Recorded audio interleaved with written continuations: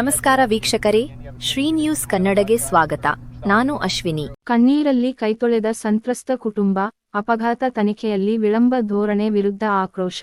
ಮಾಲೂರು, ಇರೋದೊಬ್ಬನೇ ಮಗ, ಅವನನ್ನೇ ಕಳ್ಕೊಂಡ್ವಿ, ನಮಗೆ ನ್ಯಾಯ ಕೊಡಿಸಿ ಎಂದು ಮೃತನ ತಾಯಿ ಮತ್ತು ಅಜ್ಜಿ ಕಣ್ಣೀರಿಡುತ್ತಾ ಮಾಲೂರು ಪೊಲೀಸ್ ಇಲಾಖೆಯ ವಿರುದ್ಧ ಆಕ್ರೋಶ ವ್ಯಕ್ತಪಡಿಸಿದ್ದಾರೆ.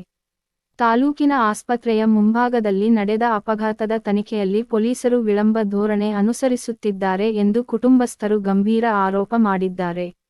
ಕಳೆದ ಕೆಲವು ದಿನಗಳ ಹಿಂದೆ ಮುಂಜಾನೆ ಸಂಭವಿಸಿದ ಭೀಕರ ರಸ್ತೆ ಅಪಘಾತದಲ್ಲಿ ಯುವಕನೊಬ್ಬ ಮೃತಪಟ್ಟಿದ್ದನು. ಕುಟುಂಬಕ್ಕೆ ಆಧಾರವಾಗಿದ್ದ ಏಕೈಕ ಮಗ ಆಕಾಶ್ನನ್ನು ಕಳೆದುಕೊಂಡ ತಾಯಿ ಸುದ್ದಿಗಾರರೊಂದಿಗೆ ಮಾತನಾಡುತ್ತಾ, ನನ್ನ ಮಗನೇ ನಮಗೆ ಆಧಾರವಾಗಿದ್ದ. ನಾವೇ ಕಷ್ಟಪಟ್ಟು ಎಲ್ಲ ದಾಖಲೆಗಳನ್ನು ಕಲೆಹಾಕಿ ಪೊಲೀಸರಿಗೆ ನೀಡಿದ್ದೇವೆ. ಆದರೂ ಇದುವರೆಗೆ ಯಾವುದೇ ಕ್ರಮ ಕೈಗೊಂಡಿಲ್ಲ. ನನ್ನಂತೆ ಇನ್ಯಾವ ಹೆಣ್ಣುಮಗಳಿಗೂ ಇಂತಹ ಅನ್ಯಾಯವಾಗಬಾರದು ಎಂದು ಕಣ್ಣೀರಿಟ್ಟರು. ಮೃತನ ಅಜ್ಜಿ ಮಾತನಾಡಿ, ಅವನು ನನ್ನ ಮಗಳ ಮಗ, ಆಕಾಶ್ 21 ವರ್ಷದವನು. ಬಹಳ ಕಷ್ಟಪಟ್ಟು ಅವನನ್ನು ಬೆಳೆಸಿದ್ದೆವು. ಮುಂಜಾನೆ 7:30ಯಿಂದ 8 ಗಂಟೆ ಸಮಯದಲ್ಲಿ ಅಪಘಾತದಲ್ಲಿ ಮೃತಪಟ್ಟವಾಗ ಆ ದಿನ ತುಂಬ ಮಂಜಿದ್ದ ಕಾರಣ ವೆಹಿಕಲ್ಲು ಯಾವ ಗಾಡಿ ಕುತ್ಕೊಂಡು ಹೋಯ್ತು ಅಂತ ಆ ವೆಹಿಕಲ್ ನಂಬರು ಮತ್ತು ವೆಹಿಕಲ್ ಮಾಲೀಕ ಯಾರು, ಡ್ರೈವರ್ ಯಾರು ಅಂತೂ ಪತ್ತೆ ಮಾಡೋಕ್ಕಾಗಲಿಲ್ಲ. ತದನಂತರ ಸ್ವಲ್ಪ ದಿನಗಳು ಕಳೆದ ಮೇಲೆ ಯಾರು ಅಪಘಾತ ಮಾಡಿರೋ ವ್ಯಕ್ತಿ ಯಾರು, ವಾಹನ ಯಾವುದು, ಯಾರು ಮಾಲೀಕ ಅಂತ ನಾವು ಪತ್ತೆ ಮಾಡಿ ನಮ್ಮ ಪೊಲೀಸ್ ಇಲಾಖೆಗೆ ನಾವು ಇನ್ಫಾರ್ಮ್ ಮಾಡ್ತೀವಿ. ಈ ಥರ ಈ ದಿನ ಆಕ್ಸಿಡೆಂಟ್ ಆಗಿತ್ತು, ಗಾಡಿ ವೆಹಿಕಲ್ಲು ಮತ್ತು ಡ್ರೈವರು ಮಾಲೀಕ ಸಿಕ್ಕಿದ್ದಾನೆ. ಆ ಒಂದು ಡ್ರೈವರ್ ಮೇಲೆ ಮತ್ತು ಮಾಲೀಕನ ಮೇಲೆ ಮತ್ತು ವಾಹನದ ಮೇಲೆ ನೀವು ಕಾನೂನು ಕ್ರಮ ಜರುಗಿಸಿ ಅಂತ ನಾನು ಕೇಳ್ತೀನಿ. ಆ ಕೇಳಿದ್ದು ವಿಚಾರದಲ್ಲಿ ನಾನು ಸಂಪೂರ್ಣ ಆ ಆಡಿಯೋ ಆಗಲಿ ಮತ್ತು CC ಫುಟೇಜ್ ಆಗಲಿ ಪ್ರತಿಯೊಂದನ್ನು ಇದೇ ಠಾಣೆಯ ರೇಣು ಪ್ರಸಾದ್ ಅನ್ನೋರಿಗೆ ಸಂಪೂರ್ಣ ಮಾಹಿತಿ ಸಮೇತ ಒದಗಿಸ್ಕೊಡ್ತೀನಿ.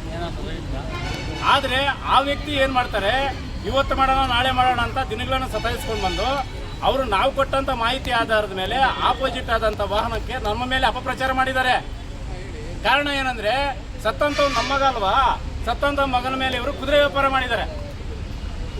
ಮತ್ತೆ ಇವರು ಮಾಡಿರ್ತಕ್ಕಂಥ ಕೆಲಸ ನಿರ್ಲಕ್ಷ್ಯತೆ ಎದ್ದು ಕಾಣ್ತಾ ಇದೆ. ನಾನು ಈ ವಾಹನವನ್ನು ಇಂಥ 25 ದಿನಗಳಲ್ಲಿ 25 ದಿನದಿಂದ ಲೇವೇಟಲ್ಲಿ ನಿಲ್ಲಿಸಿದರೆ ಈ ಗಾಡಿ ಮೇಲೆ ಆಕ್ಷನ್ ತಗೊಳ್ಳಿ ಅಂದರೆ ತಗೊಳಕ್ಕೆ ಆಗಿರಲಿಲ್ಲ ಅವ್ರ ಕೈಯಲ್ಲಿ. ನಾನು ಆ ಗಾಡಿ ಮುಂದೆ ಹೋಗಿ ಮೀಡಿಯಾ ಮುಂದೆ ಮಾತಾಡ್ತೀನಿ. ಮೀಡಿಯಾ ಮುಂದೆ ಮಾತಾಡಿದ ತಕ್ಷಣ ಮಾರನೇ ದಿನ ಬಂದು ಗಾಡಿಯನ್ನು ಇವರು ಜಪ್ತಿ ಮಾಡಿ ಪೊಲೀಸ್ ಸ್ಟೇಷನ್ ತಗೊಂಡ್ಬಂದು ಹಾಕಿದ್ದಾರೆ. ಆದರೆ ಇವರು CDR ಬಂದುಬಿಟ್ಟು 28ನೇ ತಾರೀಕು ಹಾಕಿದ್ದಾರೆ. 6ನೇ ತಾರೀಕು ಡೆತ್ ಆಗ್ತದೆ, 28ನೇ ತಾರೀಕು CDR ಹಾಕಿದ್ದೀವಿ, ಕೂಲರ್ ಕಳಿಸಿದ್ದೀವಿ. ಅವ್ರು ಯಾರು ಅಪಘಾತ ಮಾಡಿದ್ದಾರೆ ಅವರೇ ಕನ್ಫರ್ಮ್ ಆದರೆ ನಾವು ನಿಮಗೆ ಸೂಕ್ತವಾದ ನ್ಯಾಯವನ್ನು ಒದಗಿಸ್ಕೊಡ್ತೀವಿ ಅಂತ ಹೇಳ್ತಾರೆ. ನಾವು ಮಾಹಿತಿ ಕೊಟ್ಟವಾಗ ನೀವು ಅದನ್ನು ಆ ಕೆಲಸವನ್ನು ಮಾಡದೆ ವಿಳಂಬ ಮಾಡಿರೋದ್ರಿಂದ ನಾವಿವತ್ತು ನಿಮ್ಮ ಮುಂದೆ ಹೋರಾಟ ಮಾಡೋ ಒಂದು ಅವಕಾಶ ನೀವೇ ಮಾಡಿಕೊಟ್ಟಿದ್ದೀರಾ. ಕಾರಣ ನೋಡಿ ಸ್ವಾಮಿ, ಇಲ್ಲಿ ಯಾರು ಮಗನೂ ಸತ್ತಿಲ್ಲ, ಬಡವ್ರ ಮಗ ಸತ್ತಿದ್ದಾನೆ. ಸತ್ತಿರೋದಕ್ಕೆ ನಾವು ಉದ್ದೇಶಪೂರ್ವಕವಾಗಿ ಅವನೇ ಆಕ್ಸಿಡೆಂಟ್ ಮಾಡಿದಾನೆ, ಅಪಘಾತ ಮಾಡಿದಾನೆ ಅಂತ ಹೇಳಿ ನಮ್ಗೇನು ಮುಚ್ಚಿಡ್ದಿದ್ಯಾ? ಅವ್ರ ಮಗ ಸತ್ತಿದ್ರೆ ನಾವು ಅಪಘಾತ ಮಾಡಿ ನಮ್ಮ ವಾಹನದಿಂದ ಅವ್ರ ಮಗನಿಗೆ ಅಪಘಾತ ಮಾಡಿ ಅವನು ಸುಮ್ಮನೆ ಬಿಡ್ತಾ ಇದ್ನಾ? ಇದು ರಾಜಕೀಯ ಪ್ರೇರಿತವಾಗಿ ಹೋಗ್ತಾ ಇದೆ. ರಾಜಕೀಯ ಪ್ರೇರಿತ ಬೇಡ. ಸತ್ತಿರ್ತಕ್ಕಂಥ ಬಡ ಮಗನಿಗೆ ನ್ಯಾಯ ಸಿಗಬೇಕು. ಆ ನ್ಯಾಯ ಸಿಗಲಿಲ್ಲ ಅಂತ ಪಕ್ಷಕ್ಕೆ ಹಂತವಾಗಿ ಮುಂದಿನ ಹೋರಾಟಗಳನ್ನು ಮಾಡೋದಕ್ಕೆ ನಾವು ರೆಡಿ ಇದ್ದೀವಿ.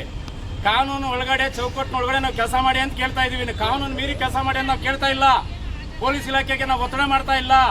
ನಾವು ಕಾನೂನು ಅಡಿಯಲ್ಲಿ ಬದುಕ್ತಾ ಇದ್ದೀವಿ, ಸಂವಿಧಾನದ ಅಡಿಯಲ್ಲಿ ಬದುಕ್ತಾ ಇದ್ದೀವಿ, ಬಾಬಾ ಸಾಹೇಬ್ರ ಆಶೀರ್ವಾದದಲ್ಲಿ ಬದುಕ್ತಾ ಇರೋದು. ನಾವು ಅದನ್ನು ಮೀರಿ ನೀವು ಕೆಲಸ ಮಾಡಿ ಅಂತ ನಾವು ಹೇಳ್ತಾ ಇಲ್ಲ.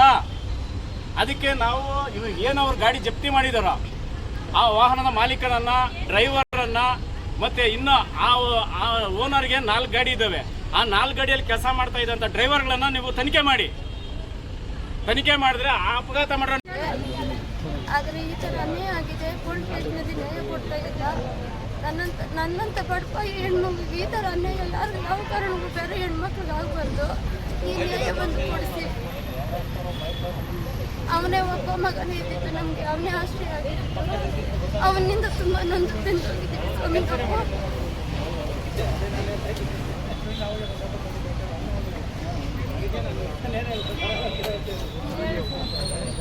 ಅವನೇ ಒಬ್ಬ ಮಗ ನಮಗೆ ಆಗಿದ್ದು. ಒಬ್ಬ ತಂಗಿ ಇದ್ದಾಳೆ, ಮತ್ತೆ ನನ್ನ ಮೈದ ನಮ್ಮ ಯಜಮಾನರು ನಾವಿದ್ದೀವಿ. ನಮ್ಗೆ ನ್ಯಾಯ ಕೊಡಿಸ್ತೀವಿ. ನಮಗೆ ದುಡ್ದು ಹಾಕ್ತಾ ಇದ್ದಿದ್ದು ಒಬ್ಬನೇ ಮಗ, ಅವನೇ ಆಧಾರ ಆಗಿದ್ದೆ ನಮಗೆ.